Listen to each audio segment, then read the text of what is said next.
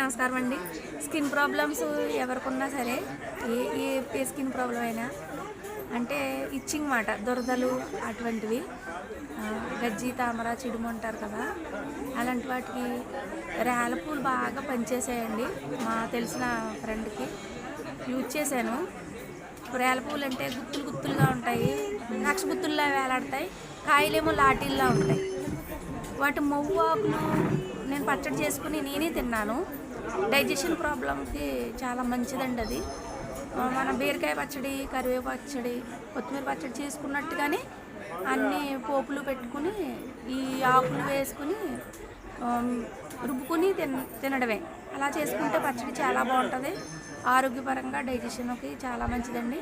రేల పువ్వులు కూడా పోపులు అన్నీ వేపేసిన తర్వాత పువ్వులు కూడా వేయించుకుని పక్క తీసుకుని చింతపండు కాస్త చిటికెడు బెల్లం వేసి చేసుకోవడమే. మామూలు పచ్చడిలాగే చేసుకోవాలి. అది కూడా చాలా బాగుంటుందండి. రేల పువ్వులు పచ్చడి మాత్రం డాక్టర్ గారు చెప్పినట్టు చాలా అద్భుతమైన మెడిసిన్ అండి. ఇది బాగా తగ్గిందండి. ఒక 3-4 హాస్పిటల్ తిరిగి తగ్గింది, ఆ పువ్వులకే తగ్గిందండి. అందరూ వాడండి, నమ్మండి. ముందు మన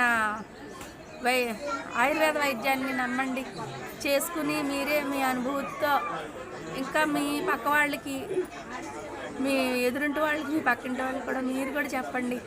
అది మనకి మంచిదే, వాళ్ళకి మంచిదే కదండి. ఒకరికి సహాయం చేయడం అనేది చాలా గొప్ప విషయం. ఆ పచ్చడి తింటే చాలండి.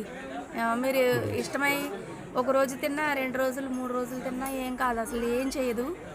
కానీ ఆరోగ్యపరంగా మాత్రం చర్మ వ్యాధులు అనేవి పోతాయండి. అవి నేను కళ్ళారా చూసి అనుభవించాం మేము. అనుభూతి అది మీకు పంచుకోవాలనేసి చెప్పడం జరుగుతుంది.